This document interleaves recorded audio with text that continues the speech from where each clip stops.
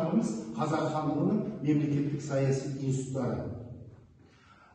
Сабақтың мақсаты қазақ хандығының даму кезеңдері туралы және осы қазақ хандығы тұсындағы әртүрлі заңды процестерді тұжырымдау және оның өрлеу кезеңінде бүгінгі сабақта айтыламыз. Ұлы дала еліне саяхат деп бірінші тапсырмасын қайталап кетейік.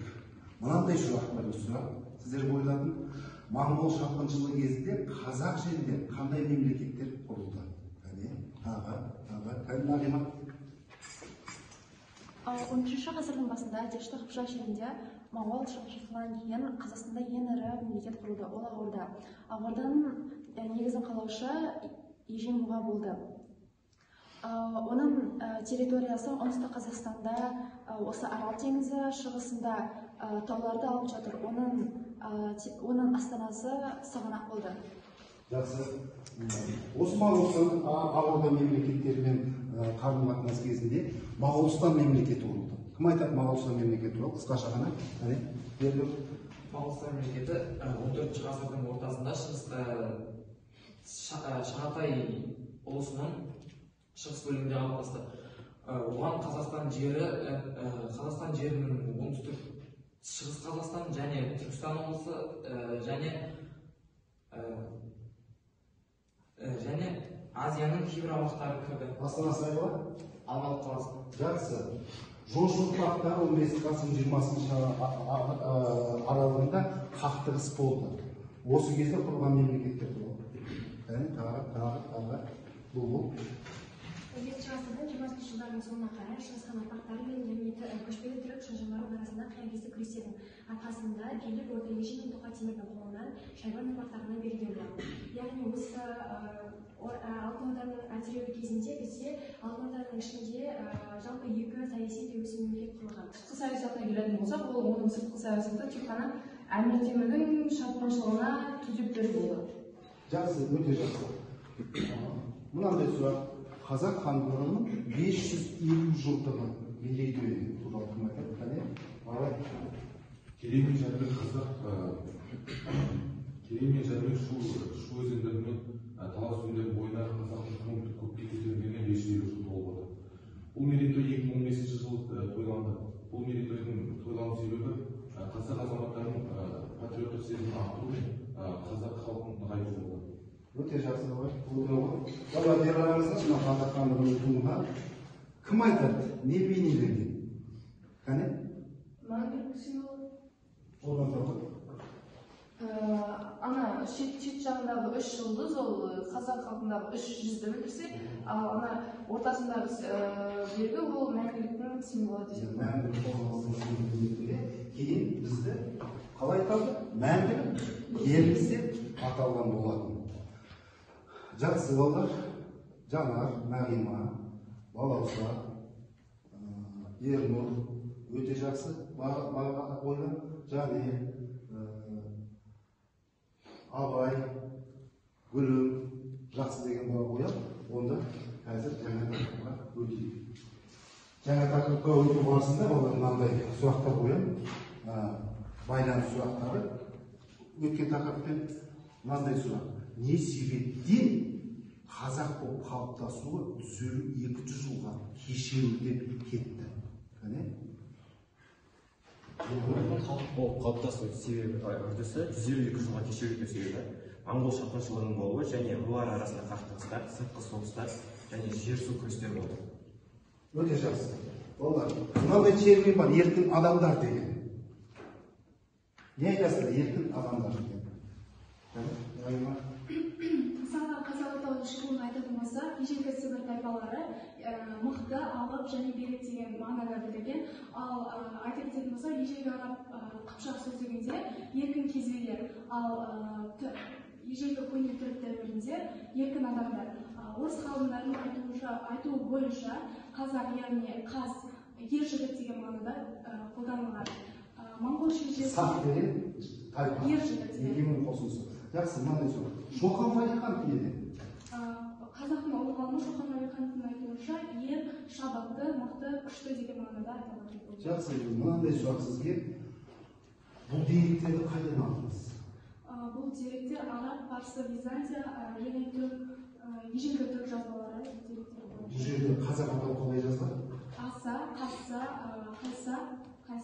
кәсіп және тағы да басқа.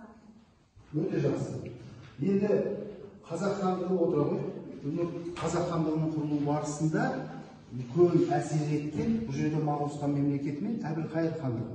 Әбілқайыр хандығы туралы қысқаша кім айтады? Тағы. Кәне айып айта ғой.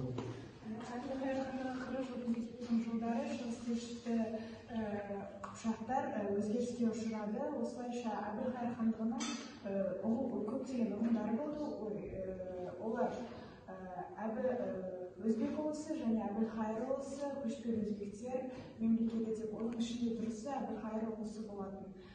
Әбілқайыр 1457-1458 жылдар аралығында ойраттардан жеңіліске ұшырап, осылайша дешті қыпшаққа көшуге мәжбүр болды. 468 жылы Әбілқайыр. Өте жақсы. Қазақ балалар жақсы дәлел келтірдіңдер. Жаңа тақырып бойынша енді кестемен жұмыс жасайық. Атайларыңызда қазақ хандығының 7 сатысы.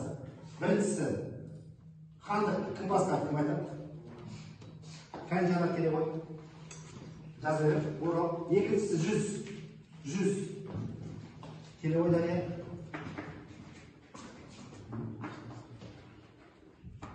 Жақсы хан туралы айтыңызшы маған. Хан дегеніміз ол біздегі қазақ мемлекетіндегі ең ұлы билеуші лауазымның бірі болды. Олардың ең басты хандарын өздеріңіз білгендей ол Кереймен Жәнібек.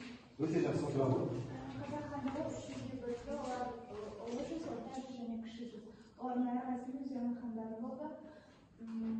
Және олар барлығы ұлы ханға бағынды. Тамаша. Ұлыс. Бауырса келе ғой. Арыстан шығады. Арысқа. Келе алмады. Руға дайындалғанда мемлекет руға так айып руға келіп Ол сегізіміз ханымыз Ақсүйек отбасынан шыққан шонжар, ол дегеніміз ханның мұрагері және ханмен хан-қандас жасайтын лауазымдағы. өте жақсы. Арыстыққа басқадан билер тәжірибесі мол, білікті, ақылды данышпан асқалдар. Олар билікті атқарған, сотқа әділ шешім қабылдаған және бүкіл халыққа шешім қабылдаған. Өте тамаша. Бізде Атаймақ пен ауыл қалды. Камера және айта берейін. Рухасы білімді, білікті, ақылды, көп көрген адам өмірдің тағдыры рухы қабілеттілігімен тапқырлығына тікелей байланысты болады. Дұрыс қой, пікірмен келісемін. Атаймақ. Ақылды,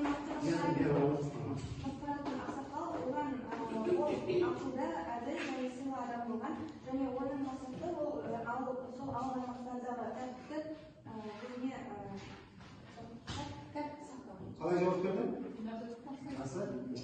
Ауылдастан әкімнің ауылдасы ол беделді, саяси беделі бар адам болуы, ол ауылдастардың шаруашылығын басқарды және салықты уақытында төлеуін қамтамасыз етті және бұйрықпен жарықтығын. Пікірмен келісесіздер ғой. Естеріңізде болсын, ауылға 100-150-ге дейін шаңырақ болады. Онда балалар келесі кезекте картамен 100 сіздерге бағалайық. Мынандай сұрақ. Қай қазақ хандығының ең бірінші астанасы қай қалды? Картадан кім көрсетеді? Келе ғой, Назарке. Қай жерде? Қазақ хандығының алғашқы астанасы Сығанақ қаласы болған, осы аралықтарда. Сырдария бойында. Сырдария бойында. Және Сығанақ қаласы 4 мемлекеттің астанасы болған. Жақсы. 4 мемлекеттің астанасы болды. Кім айтады, қандай мемлекеттердің астанасы? Балауса? Олар Қыпшақ хандығы, тағы келесі, кәне? Ақорда хандығы, тағы? Қазақ хандығы, оның ертесін қайда ғой? 10 мемлекетте болған еді. Жақсы, балалар, кім Моғолстан мемлекетін, қазақ хандығына жетілген Моғолстан мемлекетін көрсетеді? Аумағы келе ғой. Ол Балқаштан Семейге дейін осы орталық шығыс жерден алған болатын Қазақстан. Толығымен көрсет. Балқаштан Семейге дейін жерді, оңтүстігіне осындай аймақта алдағы Дулатидің кітабында отыра ғой, былай деп айтады, 7-8 айлық жол дейді. Ойлаңдаршы, қандай үлкен аймақты алып отыр. Келесі сұрақ. Қазақ хандығына Есенбұға қай жерден жер берді? Кім көрсетеді? Тағы кім? Жанат Егор. Қай өзеннің ортасында? Бұлар біздегі Қай өзен? Шумен Талас өзені. Шу мен Талас өзенінің арасында осы жерден берді. Егер Әбілқайыр хан шабуыл жасайтын болса, өзінің қазақтарымен қақтығысын деді. Моғолстан мемлекетінің басшысы. Түсінікті ғой, иә? Өте жақсы балалар, қағанда жұмыста. Енді мынандай сұрақ сіздерге. Мынандай әдіс арқылы жұмыс істейік. Бір ауыз сөз. Жақсылап тыңдап отырыңыз сұрақтарды. Батыр дегеніміз кім? Тағы қалғандарыңыз қане Назерке? Батыр шайқаста ерлік көрсеткен адам. Жақсы, мынандай сұрақ. Батырларды халыққа кім танытады? Кімдер танытады? Тағы қане бауырса? Ақындар, жазушылар. Жақсы. Қоғамда ешқандай құқығы жоқ адамдар болды. Олар кімдер? Тағы. Кәндәлия? Құлдар мен тұтқындар. Құлдар мен және тұтқындар ешқандай олардың құқықтары жоқ. Жақсы, рахмет балалар. Тақырыпты өте жақсы меңгеріпсіңіздер. Пікірлермен балалардың келісесіздер ғой. Жақсы пікір айтып жатсыздар, дәлелдермен келісіп отырсыздар. Енді қорытындай келе бұл тақырыпты мен сіздерге мынандай сұрақ қойдым. Осы қазақ қоғамындағы саяси институттардың үш артықшылығын дәлел келтіріңдерші, ойланамыз. Үш дәлел келтіріңдер.